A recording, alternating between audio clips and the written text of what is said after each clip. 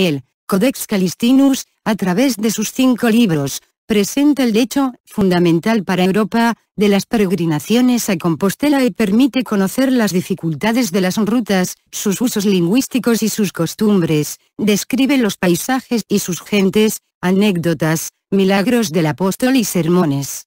La obra la componen 5 libros, el primero y más extenso, denominado Libro de las Liturgias, el segundo, de los Milagros, el tercero, la traslación de Santiago, el cuarto, las conquistas de Carlomagno, y el quinto y último, Guía del Peregrino. El texto de este códex es atribuido al monje cluniacense, de mediados del siglo XII, a Aymerico Picaud, clérigo de Pitou, acompañante del pontífice Calixto, Guido de Borgoña, en su peregrinación a Santiago por el año 1109. El robo del Códice Calixtino del archivo de la Catedral de Santiago de Compostela saltó a los medios de comunicación en julio del 2011.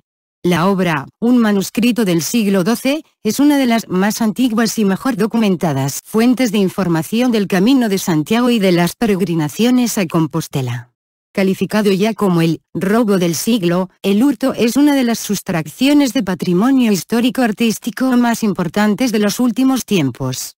El original se guardaba en una cámara blindada en el archivo de la catedral y era un facsímil el que se mostraba a los visitantes del museo y se dejaba consultar a los especialistas acreditados.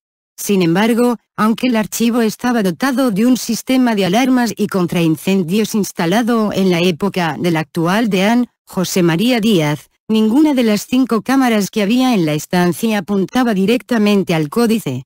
Así, el debate en torno a las medidas de seguridad está servido, y no son pocas las voces de expertos que opinan que aunque se había mejorado la seguridad, el robo habría sido inconcebible en otras instituciones que custodian documentos de este tipo. ¿Quién tenía acceso al códice? El deán de la Catedral de Santiago, José María Díaz, dijo que únicamente 3 personas, 2 colaboradores y él mismo tienen acceso a la caja fuerte que guardaba el Códice Calixtino, al tiempo que afirmó que quien se lo llevó sabía de qué se trataba y cómo llegar a él. Los 2 colaboradores son archiveros, uno especialista en historia medieval y otro en historia moderna. ¿Cuándo se vio por última vez? El medievalista de la catedral se percató de su ausencia el martes. Pero en la caja fuerte donde se custodia el códice junto con otros importantes documentos fue visto por última vez, el jueves o el viernes, de la semana previa al robo. Además, ninguna de las cerraduras estaba forzada, por lo que es probable que el ladrón se hiciera con una copia de las llaves. El deán, tras constatar el robo, lo denunció a la policía, que realizó una segunda inspección para recoger huellas y datos. ¿Cómo se consulta una obra de este tipo? El decano de la Facultad de Historia de Santiago de Compostela, Juan Monterroso, que ha tenido oportunidad de consultar el original, afirma que se accede después de pedir autorización y siempre en una mesa específica para hacerlo. Los estudiantes o historiadores no acreditados tan solo tienen acceso a las copias del códice o, como mucho, al facsímil que se encuentra expuesto al público.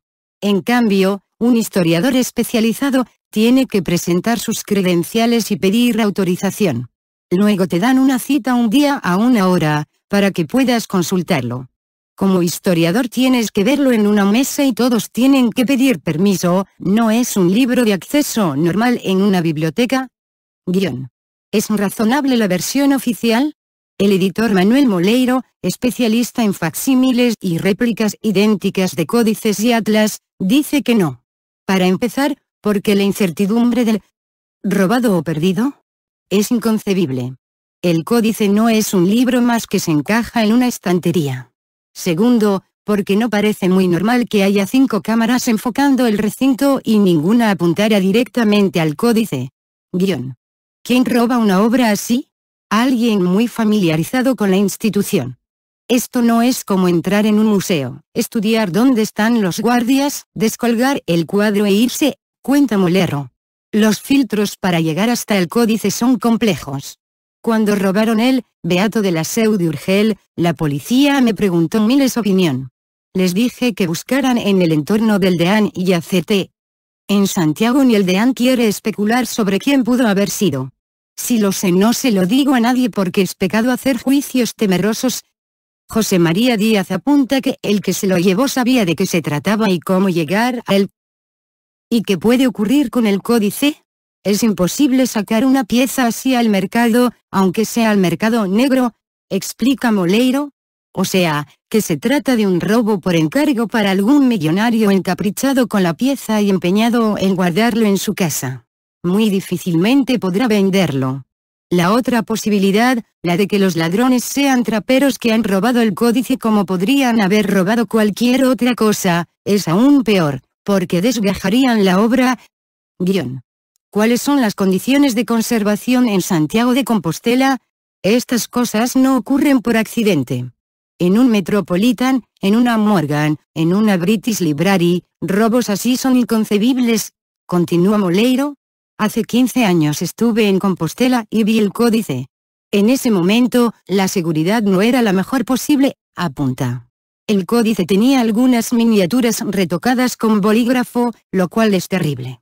Al parecer, fue el anterior conservador, que tenía una edad muy avanzada, y que estaba senil, concluye. Guión. ¿Cuántas veces salió el códice calixtino de la Catedral de Santiago? 2 veces. En 1975 por el centenario de las obras de la catedral, y en el año Jacobeo de 1993 para ser expuesto en la exposición, Santiago, Camino de Europa. Guión. ¿Tenía un seguro el códice? Todos los expertos coinciden al señalar el incalculable valor del documento, que incluso lo alejaría de cualquier interés comercial al ser sobradamente conocido. El seguro de la última exposición en la que salió de la catedral, en 1993, lo valoró en 1.000 millones de pesetas. Sin embargo, el códice no tenía ningún seguro especial, si lo tiene la catedral. El día 8 de octubre de 2011, el arzobispo de Santiago, Julián Barrio, aceptó la renuncia de José María Díez como canónigo archivero, después de que hubiese puesto su cargo a su disposición, en reiteradas ocasiones, tras la desaparición del Códice Calixtino. El arzobispado informó de que con esta renuncia a partir de ahora Díez podrá dedicarse, de modo más pleno, a las funciones de su cargo como deán presidente del Cabildo Catedralicio.